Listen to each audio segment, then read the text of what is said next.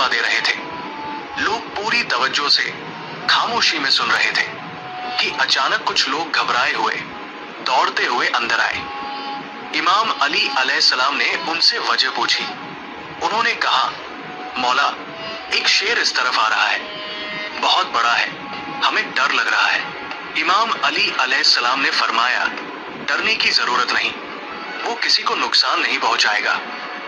इतने में एक बड़ा शेर सबके सामने आ गया, मगर वो किसी पर हमला नहीं करता, बल्कि सीधा इमाम अली अलैहिस्सलाम के पास आता है और उनके कदमों में सर रख देता है। फिर उसके पीछे पीछे एक नन्हा सा शेर का बच्चा भी आता है।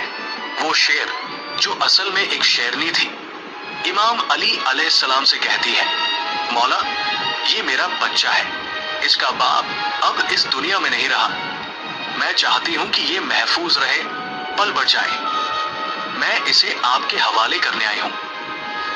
इमाम अली अलैहिस्सलाम ने फरमाया, जाओ, फिक्र मत करो, मैं वादा करता हूँ कि ये बच्चा कभी यतीमी महसूस नहीं करेगा। शेरनी ने पूछा, मौला, इसे कौन संभालेगा?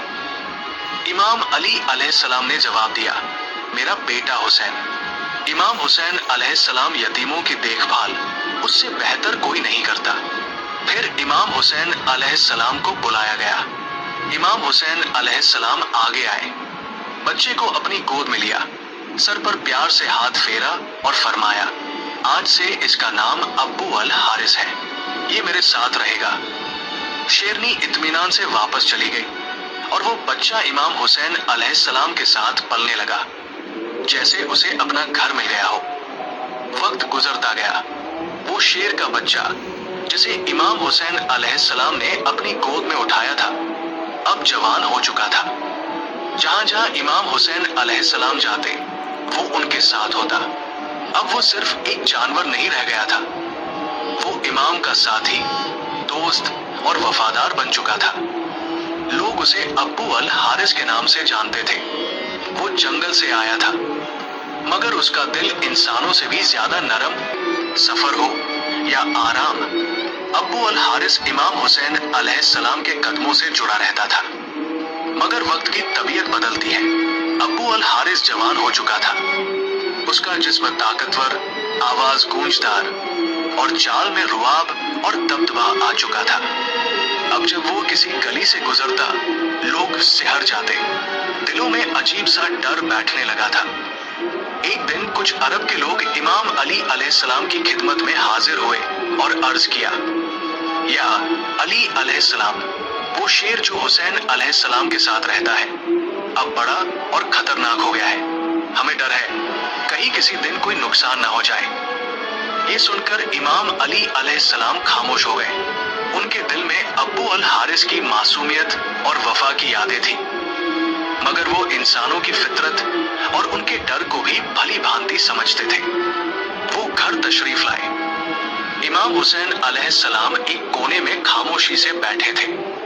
मौला अली अलैहिस्सलाम उनके करीब आए और नरमी से कहा, बेटा हुसैन अलैहिस्सलाम, मैं कुछ नहीं कह रहा, ये अरब के लोग कह रहे हैं कि अबू अल हारिस अब बड़ा हो गया है, लोग उससे घबरा रहे हैं। बेटा, मेरा मशवरा है, अब उसे आजाद कर दो।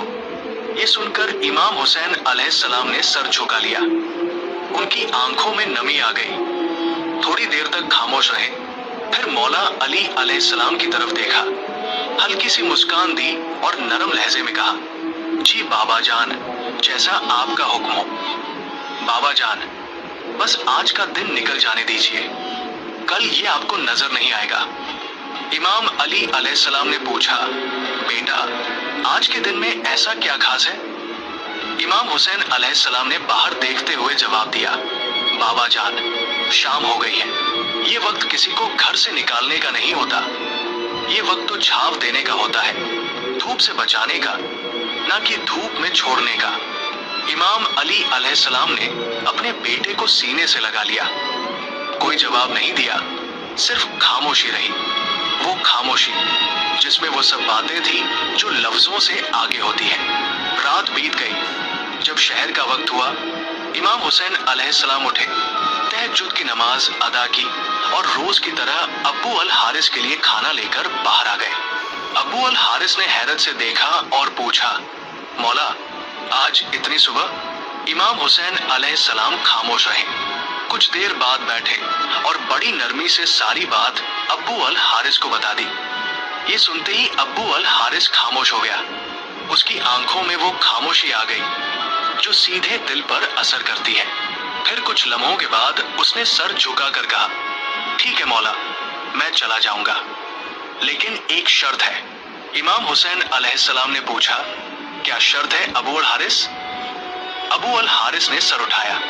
उसकी आंखों में नमी थी और वो बोला, मुझे सिर्फ एक बार आपसे मुलाकात की इजाजत दीजिए, जिंदगी में बस एक बार।